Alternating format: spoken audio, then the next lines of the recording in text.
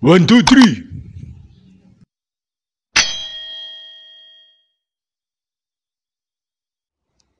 Assalamualaikum warahmatullahi wabarakatuh. Salam sejahtera untuk kita semuanya. Jumpa lagi dengan saya ya. Bersama dengan Psikologi Menjawab. Nah, pada kesempatan kali ini kita akan belajar temanya tentang Rational Emotive Behavior Therapy dari Albert Ellis ya.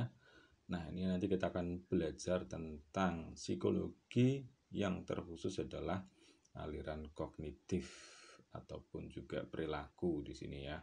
Nah, sebelum lebih lanjut, izinkan saya untuk memperkenalkan ya channel Psikologi Menjawab.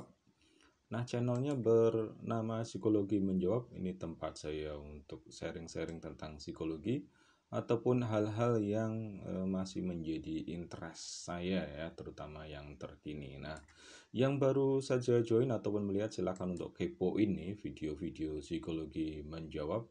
Barangkali ada yang dibutuhkan baik itu tutorial mungkin ataupun talkshow ataupun tips-tips. Nah, setelah itu pastikan nanti untuk subscribe ya dengan mengklik tombol subscribe dan pastikan juga dapat manfaat dari psikologi menjawab. Baik, kita lanjutkan ya. Apa sebenarnya konsep rasional emotif behavior terapi ini? Jadi di dalam psikologi itu ada banyak aliran, ada banyak tokoh, ada banyak pandangan. Salah satunya adalah Albert Ellis ini ya.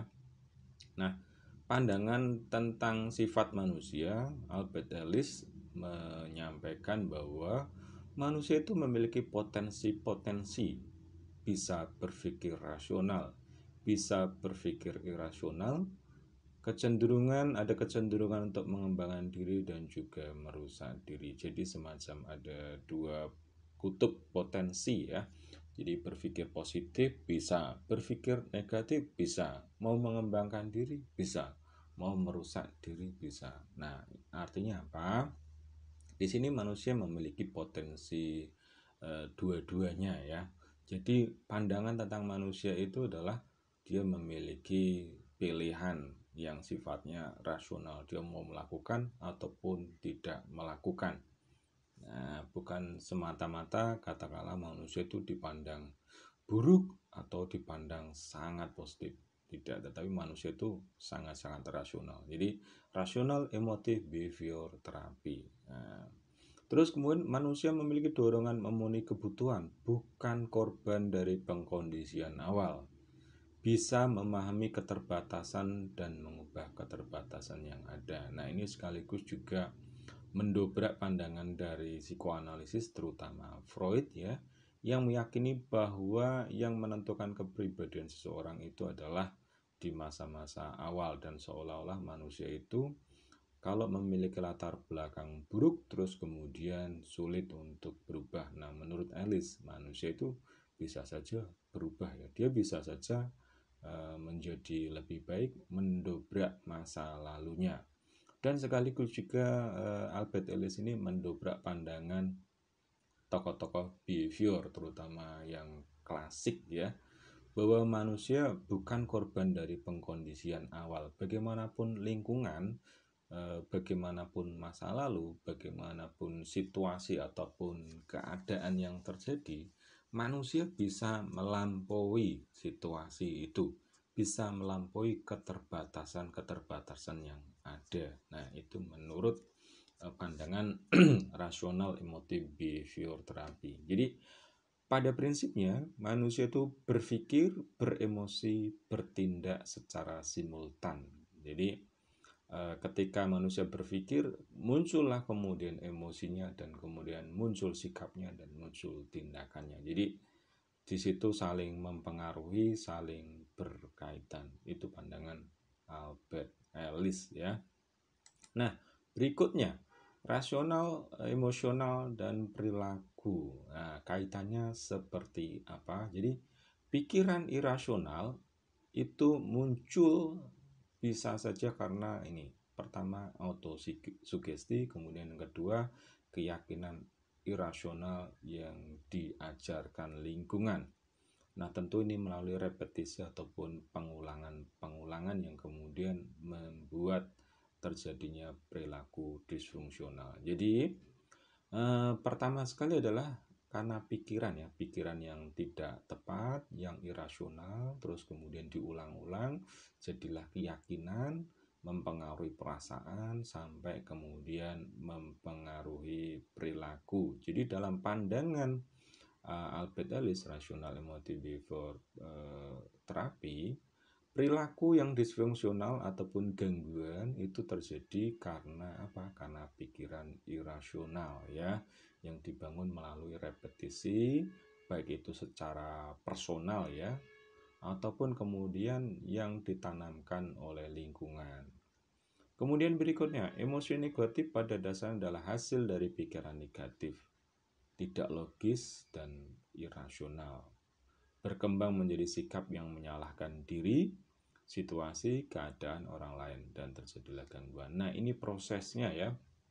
Jadi, kalau ditarik mundur, kenapa sih seseorang itu mengalami gangguan? Ya, masalahnya katakanlah, kok dia merasa nggak nyaman, nggak enak, berarti secara perasaannya negatif. Katakanlah pesimis nih, orangnya cemas nih. Kenapa? Sebabnya bisa demikian.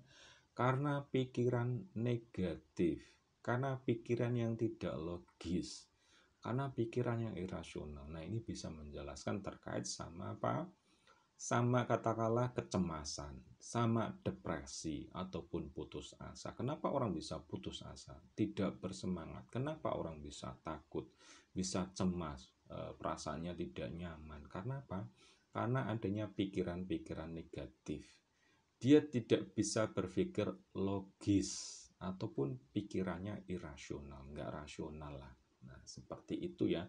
Itu penjelasannya menurut rational emotive behavior therapy. Nah, pandangan ini nanti akan mempengaruhi bagaimana sih penanganan orang-orang yang memiliki permasalahan psikologis, dan kemudian juga bagaimana sih agar kita menjadi lebih baik. Nah, seperti itu. Jadi itu jadi poin pentingnya ya. Nah, berikutnya kalau digambarkan seperti ini, dikenal dengan ABC ya. A itu peristiwa, B itu keyakinan tentang peristiwa, C itu akibat atau konsekuensi yang muncul. Nah, misalnya saja ya, peristiwanya adalah tetangganya katakanlah ya misalnya, ataupun calonnya menikah. Nah, atau dalam bahasa lagunya ditinggal rabi misalnya. Itu peristiwanya. Nah, peristiwanya itu bukan penyebab. Yang menyebabkan apa? Keyakinan tentang peristiwa itu. Wah, keyakinan bahwa kalau ditinggal rabi sama pasangannya, sama calonnya itu, dia nggak akan dapat jodoh yang lebih baik misalnya. Nah, keyakinan itu yang kemudian memunculkan perasaan nggak nyaman, merasa nggak berharga, murung, nggak semangat gitu. Nah, beda kalau kemudian misalnya dia ditinggal rabi, tetapi dia memiliki keyakinan yang berbeda terhadap peristiwa itu. Wah, bisa aja misalnya, ya udahlah nggak apa-apa lah, mungkin dia bukan orang yang pantas buat saya. Dalam arti apa? Saya akan mendapatkan orang yang lebih baik. Nah, dengan keyakinan itu tentu konsekuensi baik itu perasaan ataupun perilakunya akan berbeda. Oleh karena itu, keyakinan tentang peristiwa itu sangatlah penting. Jadi dalam pandangan ini kita bisa ambil misalnya dengan kata-kata mutiara ya. Apapun yang terjadi di sekitar kita itu tergantung pikiran kita. Atau kalau kita ingat konsepnya filsuf namanya Epictetus, manusia itu bukan diganggu oleh benda atau peristiwa, tetapi diganggu oleh pikiran terhadap peristiwa itu, keyakinan terhadap peristiwa itu. Nah, sama juga misalnya ya, ada orang-orang yang beberapa waktu ini sharing dengan saya terkait sama apa kecemasan tentang COVID dan yang lain-lain ya. Tapi pada prinsipnya katakanlah apa sih yang orang yakinin terhadap COVID itu? Nah, itu akan menjadi penentu nih bagaimana perasaan dia. Ya, kalau dia yakin, dia percaya bahwa dia memiliki imunitas yang bagus, dia menjaga kesehatan dengan baik, terus orang-orang di sekitar juga, dia juga katakanlah menjaga kesehatan. Tentu keyakinan itu yang dilandasi dengan data-data yang memang valid itu akan membuat dia berkurang kecemasannya atau bahkan ya nggak cemas gitu. Jadi di sini peristiwanya bisa saja sama, tetapi reaksi orang bisa saja berbeda. Ditentukan oleh apa? Keyakinan terhadap peristiwa itu. Nah, ini jadi poin menarik buat kita semuanya ya. Nah, ini nanti yang umumnya yang saya pahami ya, ini biasanya digunakan untuk coaching, baik misalnya bisnis, baik itu usaha pengembangan diri. Ini biasa digunakan ya teori ABC ini. Nah, jadi nantilah di kesempatan yang lain. Tapi kayaknya saya sudah singgung juga ya di materi-materi yang saya sampaikan sebelum-sebelumnya.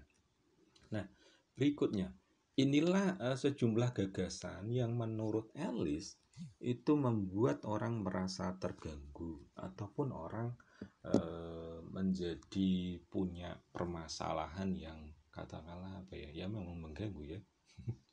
Oke, pertama, misalnya keyakinan adalah gagasan bahwa perlu untuk dicintai, misalnya ya. Kenapa sih orang kecewa? Kenapa orang jadinya marah-marah?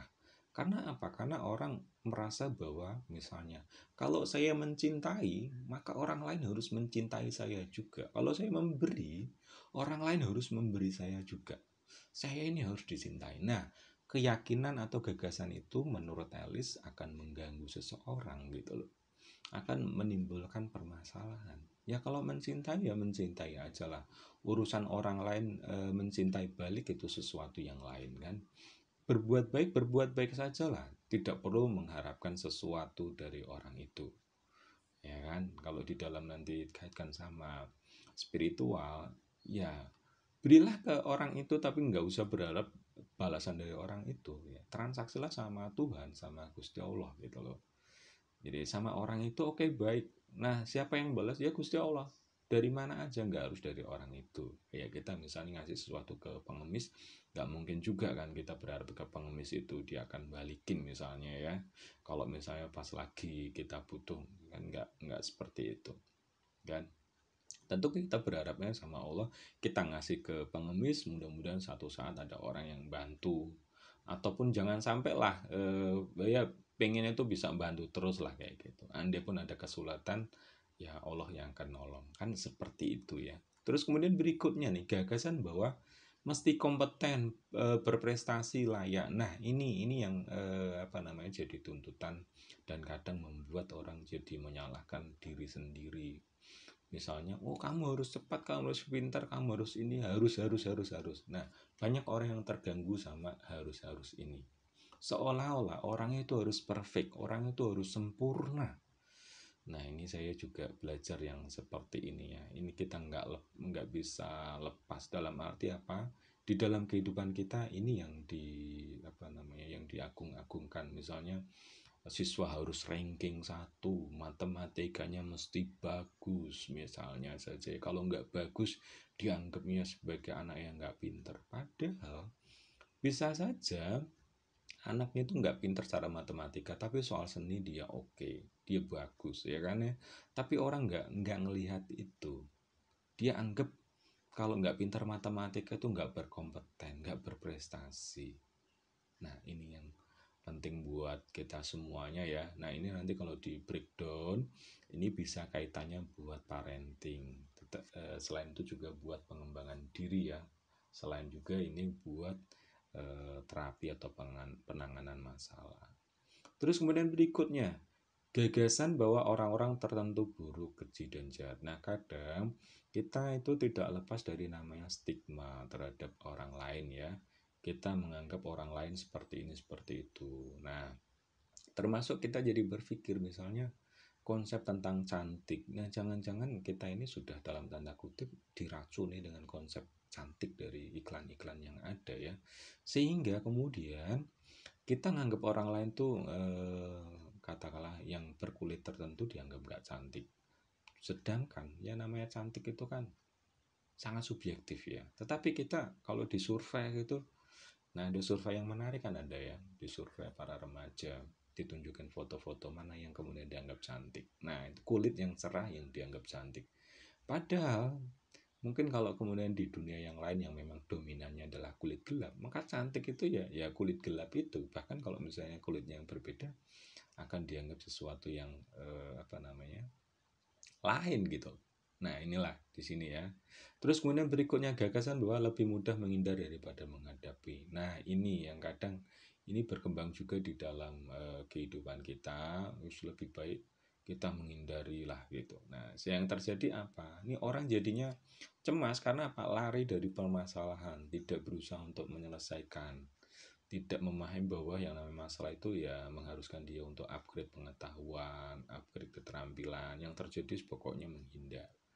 Ya akhirnya kalau orang menghindar terus yang terjadi bagaimana yang terjadi akhirnya ya justru masalahnya numpuk-numpuk kan.